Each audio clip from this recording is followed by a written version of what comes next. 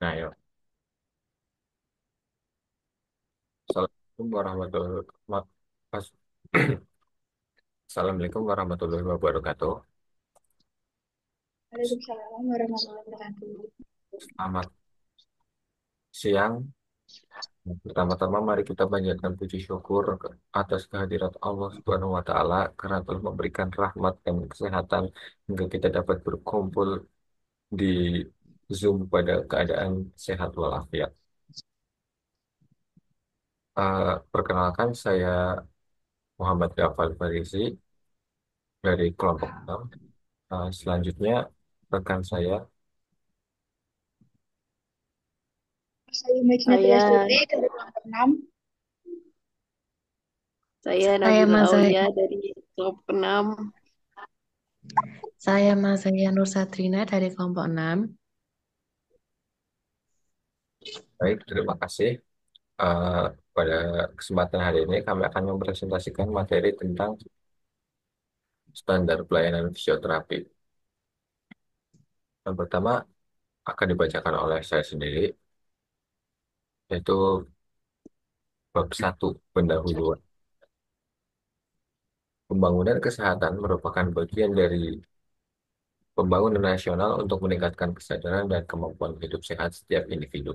Fisioterapi berperan strategis dalam mengembangkan, memelihara, dan memulihkan gerak serta fungsi tubuh sepanjang kehidupan. Pemerintah menetapkan Peraturan Menteri Kesehatan Nomor 65 Tahun 2015 sebagai pedoman standar pelayanan fisioterapi yang menjamin mutu, akuntabilitas, perlindungan hukum bagi fisioterapis dan pasien, serta pelayanan yang terukur dan dapat dipertanggungjawabkan. Standar ini bertujuan agar fasilitas kesehatan memberikan layanan berkualitas, aman, dan sesuai kebutuhan pasien, serta mendukung peningkatan mutu pelayanan secara berkelanjutan. Tujuannya adalah untuk memberikan pedoman bagi fisioterapis dalam memberikan pelayanan yang bermutu, aman, efektif, dan efisien kepada pasien. Selain itu juga menjelaskan pentingnya penerapan standar pelayanan fisioterapi di fasilitas kesehatan agar pelayanan dapat dipertanggungjawabkan dan memenuhi standar. Standar ini juga berperan sebagai perlindungan hukum bagi fisioterapis dan pasien serta sebagai acuan pengembangan pelayanan fisioterapi. Tujuan lainnya adalah untuk mendorong kesamaan persepsi di antara fisioterapis terkait tugas, fungsi, tanggung jawab, dan kewenangan sesuai standar yang berlaku, serta membantu meningkatkan mutu pelayanan kesehatan secara keseluruhan melalui penerapan standar yang terukur dan berkelanjutan. Standar pelayanan fisioterapi mencakup seluruh aspek penyelenggaraan pelayanan, manajemen pelayanan, dan sumber daya yang terlibat. Standar ini harus diterapkan dalam pemberian pelayanan kepada pasien, klien, pada semua kasus fisioterapi, baik di puskesmas, klinik, rumah sakit, maupun praktik mandiri fisioterapis. Penata laksanaan pada masing-masing kasus disusun oleh organisasi profesi dan disahkan oleh Menteri Kesehatan. Selanjutnya dasar hukum dan regulasi. Yang pertama ada Undang-Undang Nomor 17 Tahun 2023 tentang Kesehatan yang mengatur tenaga kesehatan termasuk fisioterapis sebagai bagian dari kelompok tenaga kesehatan dan menetapkan kerangka hukum praktik pelayanan kesehatan. Selanjutnya, Peraturan Menteri Kesehatan Republik Indonesia Nomor 65 Tahun 2015 tentang standar pelayanan fisioterapi yang mengatur secara rinci standar pelayanan, tata laksana, dan pengawasan pelayanan fisioterapi di fasilitas kesehatan. Standar kompetensi fisioterapis yang ditetapkan oleh Ikatan Fisioterapi Indonesia sebagai organisasi profesi yang menetapkan batasan kemampuan minimal dan ilmu praktik fisioterapis di Indonesia. Selanjutnya bab 2, yaitu definisi fisioterapi. Fisioterapi adalah bentuk pelayanan kesehatan untuk mengembangkan, memelihara, dan memulihkan gerak dan fungsi tubuh sepanjang rentang kehidupan. Dapat dilakukan dengan modalitas fisik dan manual atau menggunakan alat khusus dengan tujuan mengatasi gangguan gerak akibat penyakit atau kondisi khusus. Selanjutnya, filosofi pelayanan fisioterapi menekankan bahwa gerak fungsional adalah hak asasi manusia. Kemudian, pendekatan pelayanan harus holistik, profesional, dan berbasis bukti. Fisioterapi berorientasi pada promotif, preventif, kuratif, dan rehabilitatif. Tujuan dan asas pelayanan fisioterapi. Tujuannya yaitu untuk memberikan layanan fungsional tubuh yang efektif, efisien, bermutu, dan aman. Yang kedua, untuk meningkatkan kualitas hidup pasien. Selanjutnya, asas-asas pelayanan. Yang pertama ada holistik, memperhatikan aspek fisik, psikis, dan sosial. Kedua ada individual, itu disesuaikan dengan kondisi setiap pasien. Yang ketiga ada kontinu atau layanan berkelanjutan sepanjang kehidupan. Kemudian bab 3 standar pelayanan fisioterapi akan dijelaskan oleh rekan saya. Terima kasih. Oke, bab 3 yaitu standar pelayanan fisioterapi. Yang pertama ada puskesmas. Pelayanan fisioterapi di puskesmas dapat diakses langsung oleh pasien atau melalui rujukan tenaga kesehatan lain. Proses meliputi pendaftaran, anamnesis dengan waktu 5-10 menit, pemeriksaan, tindakan fisioterapi 5-20 menit sesuai jenis seperti infrared, TENS, ultrasound, latihan, dan manipulasi, edukasi pasien, evaluasi, dan dokumentasi rekam medis elektronik. Sarana seperti ruang pemeriksaan, alat fisioterapi, dan tenaga fisioterapis kompeten wajib tersedia untuk menjamin mutu layanan. Fokus pelayanan di puskesmas adalah promotif, preventif, kuratif, dan rehabilitatif untuk kesehatan gerak dan fungsi tubuh secara umum. Next.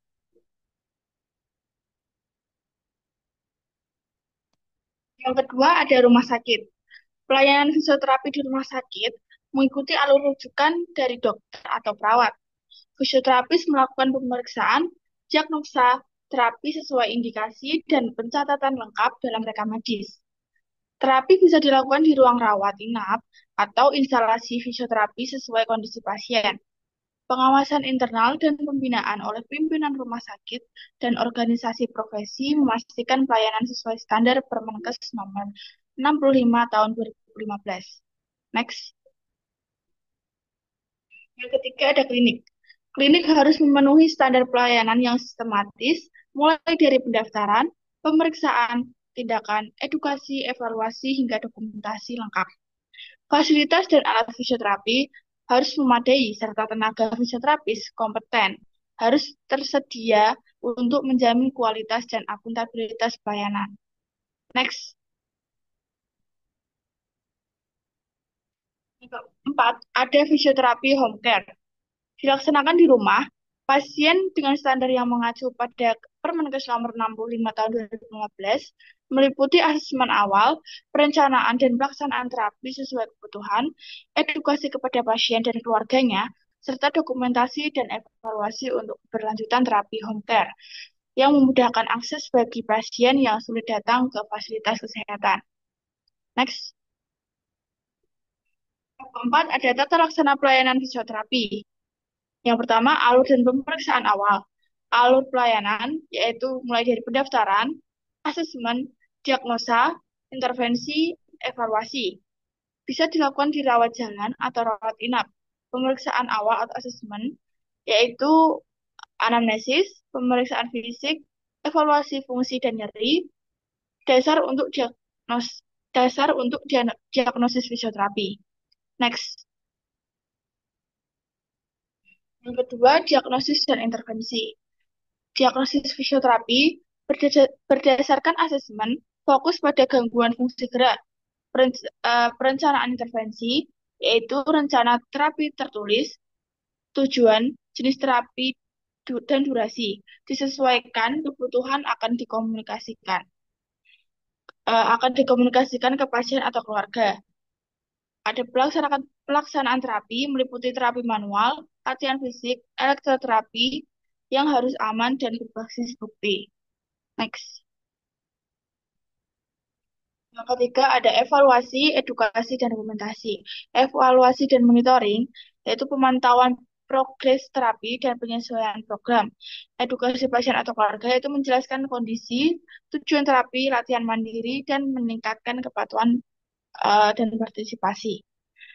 Yang terakhir ada dokumentasi, yaitu dokumentasi harus lengkap, meliputi asesmen, diagnosis, intervensi, evaluasi, dan edukasi. Penting untuk mutu layanan dan audit. Next.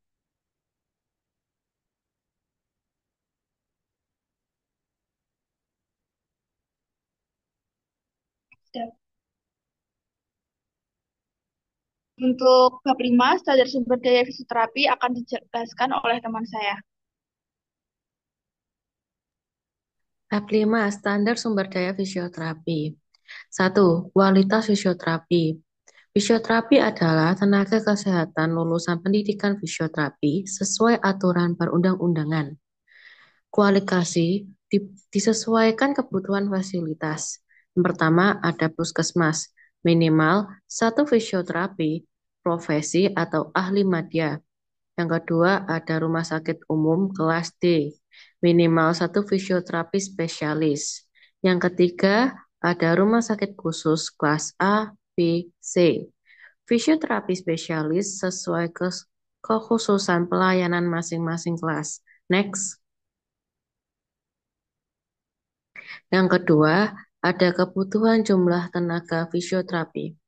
Jumlah fisioterapi didasarkan pada analisis beban kerja dan rasio pasien. 1 fisioterapi untuk 8-10 pasien per hari kerja. Standar jumlah tenaga disesuaikan dengan jenis dan kelas fasilitas pelayanan kesehatan. Next.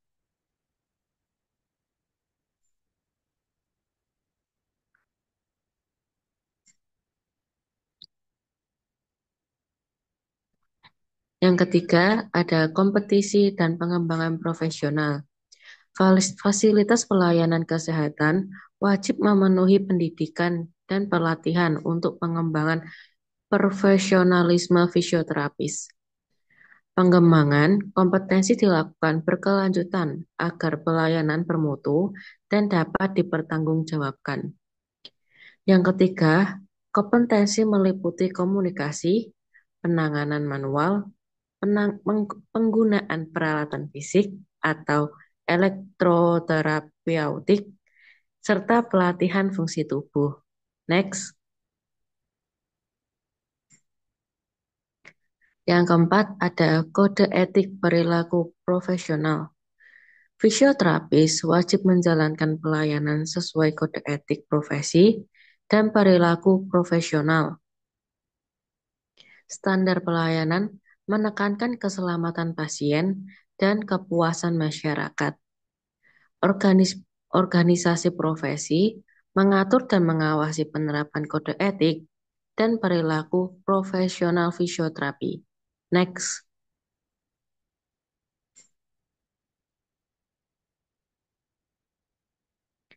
Bab 6. Sarana fisik pelayanan fisioterapi. Ruang fisioterapi harus aksesibel, aman, dan nyaman, termasuk bagi disabilitas. Penempatan ideal dekat loket pendaftaran, mudah dijangkau pasien rawat inap atau jalan. Desain ruang wajib memperhatikan ergonomi, pencahayaan, ventilasi, dan kebersihan. Next. Peralatan terapis dan modalitas. Peralatan pemeriksaan seperti goniometer dan tensimeter. Modalitas terapi seperti US, TENS, EMS, traksi, hot atau cold pack. Peralatan elektroterapi wajib kalibrasi dan uji fungsi rutin demi keamanan pasien. Next. Teknologi dan higien dalam rehabilitas. Alat canggih seperti robot rehabilitasi, VR, Smarta Stabilisato, bantu terapi mandiri. Standar keamanan seperti stabilisator, pemeliharaan alat, penghapusan alat usang. Protokol higienis, steril alat, dan limbah medis untuk cegah infeksi. Next. Bab 7. Standar mutu, keselamatan pasien, pencegahan cedera, dan pengendalian infeksi. Pertama, ada indikator mutu pelayanan. Mutu pelayanan kesehatan sangat penting untuk menjamin kesehatan masyarakat. Salah satu standar internasional yang digunakan adalah ISO 9001/2015 yang memberikan kerangka sistematis untuk pengelolaan mutu secara efektif. Prinsip ISO 9001/2015 meliputi fokus pada pelangganan, kepemimpinan, keterlibatan SDM, pendekatan proses, perbaikan berkelanjutan, pengambilan keputusan berbasis data, dan manajemen hubungan dengan stakeholder. Implementasi sistem manajemen mutu ini terbukti meningkatkan kualitas layanan, kepuasan pasien, dan efisiensi operasional di fasilitas kesehatan. Next. Yang kedua, ada keselamatan pasien dalam terapi. Rumah sakit wajib menerapkan 7 standar keselamatan pasien, 7 langkah keselamatan pasien, dan 6 sasaran keselamatan pasien sesuai regulasi nasional. 7 standar keselamatan pasien seperti hak pasien, edukasi pasien dan keluarga, kesinambungan pelayanan, evaluasi, dan peningkatan keselamatan, peran kepemimpinan, edukasi staf, serta komunikasi efektif. 7 langkah keselamatan pasien seperti membangun kesadaran, nilai keselamatan, memimpin dan mendukung staf, integrasi pengolahan risiko, sistem pelaporan, komunikasi dengan pasien, berbagi pengalaman, dan pencegahan cedera. 6 sasaran keselamatan pasien seperti identifikasi pasien, komunikasi efektif, keamanan obat high alert, kepastian lokasi atau prosedur atau pasien operasi, pengurangan resiko infeksi, dan pengurangan resiko jatuh. Yang selanjutnya akan dibacakan oleh rekan saya. Selanjutnya ada pencegahan risiko cedera. Pencegahan risiko cedera pada pasien merupakan bagian penting dari sistem keselamatan pasien. Upaya ini dilakukan melalui implementasi standar, langkah, dan sasaran keselamatan pasien, serta evaluasi dan pelaporan insiden untuk perbaikan berkelanjutan. Next. Kemudian yang keempat ada pengendalian infeksi. Pengendalian infeksi bertujuan melindungi pasien, staf, dan masyarakat dari penularan penyakit di fasilitas kesehatan. Upaya pencegahan meliputi kebersihan tangan, penggunaan APD, dekontaminasi alat, pengelolaan limbah dan linan, perlindungan petugas, penempatan pasien, higien respirasi, praktik menyuntik yang aman, serta pencegahan infeksi spesifik seperti ISK, IDO, IAD, dan VAP. Pelaksanaan program PPI atau pencegahan dan pengendalian infeksi memerlukan kebijakan, struktur organisasi, dan pemantauan berkelanjutan. Next. Selanjutnya ada bab 8 yaitu manajemen dan pengawasan pelayanan fisioterapi.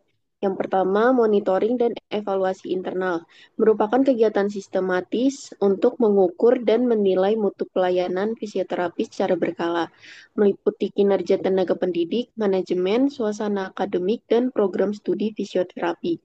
Proses ini mencakup evaluasi pelaksanaan standar pelayanan, identifikasi masalah, dan analisis penyebabnya. Hasilnya digunakan sebagai dasar pengendalian standar dan perbaikan berkelanjutan. Next. Yang kedua, ada audit mutu pelayanan. Audit mutu adalah evaluasi kinerja unit pelayanan fisioterapi untuk memastikan kesesuaian dengan standar yang ditetapkan dan harapan pasien. Audit dapat dilakukan secara internal maupun eksternal oleh pihak independen. Hasil audit menjadi dasar identifikasi area yang perlu ditingkatkan dan rekomendasi perbaikan. Next. Kemudian yang ketiga ada pelaporan dan tindak lanjut.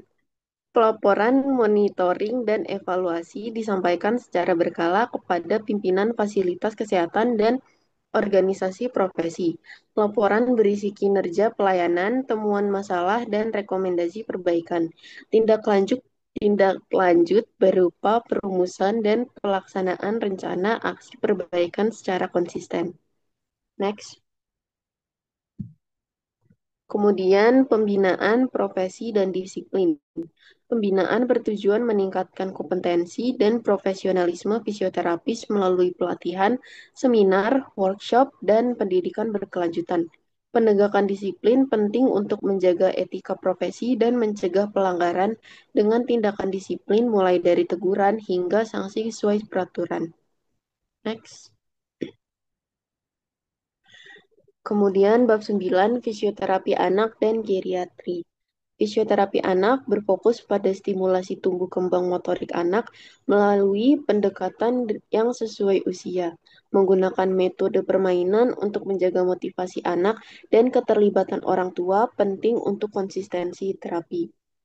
Kemudian fisioterapi geriatri ditujukan untuk lansia guna mempertahankan atau meningkatkan fungsi fisik dan kualitas hidup, meliputi latihan terapeutik, terapi manual, penggunaan alat bantu, serta edukasi lingkungan. Next. Fisioterapi olahraga dan ortopedi. Fisioterapi olahraga meningkatkan performa atlet, mencegah cedera, dan memulihkan fungsi gerak. Yang kedua, melibatkan latihan terapeutik, terapi manual, dan penggunaan alat bantu. Yang kedua, fisioterapi ortopedi, menangani trauma, cedera overuse, perubahan degeneratif, dan rehabilitasi pasca operasi. Kemudian menggunakan pelatihan neuromuskular, terapi manual, elektroterapi, dan terapi fisik lainnya. Next. Fisioterapi komunitas. Pendekatan fisioterapi yang berfokus pada pemulihan individu serta pencegahan dan promosi kesehatan di masyarakat. Melibatkan program edukasi, intervensi berbasis komunitas, dan mengembangkan program rehabilitasi. Next. Pelayanan pada kondisi darurat berencana. Fisioterapis berperan dalam seluruh fase penanggulangan bencana, pencegahan, kesiapsiagaan, tanggap darurat, dan pemulihan. Bekerja sama lintas profesi untuk rehabilitasi korban, memulihkan fungsi gerak, dan mendukung reintegrasi ke masyarakat. Next. Kesimpulannya, standar pelayanan fisioterapi adalah panduan penting untuk menjamin mutu, efisiensi, dan keamanan layanan fisioterapi di berbagai fasilitas kesehatan. Layanan fisioterapi harus dilakukan secara profesional, berbasis bukti, beretika, holistik, individual, dan berkelanjutan sesuai regulasi dan kode etik. Standar ini mencakup tata laksana pelayanan, kualifikasi tenaga fisioterapis, sarana prasarana, mutu, dan keselamatan pasien, serta manajemen layanan dengan penerapan yang konsisten. Standar ini diharapkan meningkatkan kualitas hidup masyarakat dan mendukung sistem kesehatan nasional yang lebih baik dan bertanggung jawab.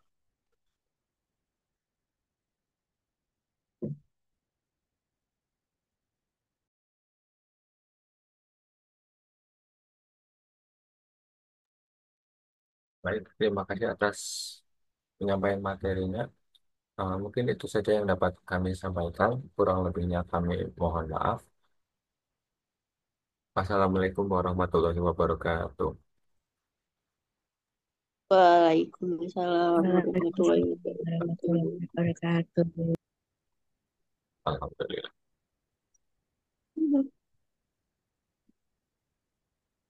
Tes lah memangan aku.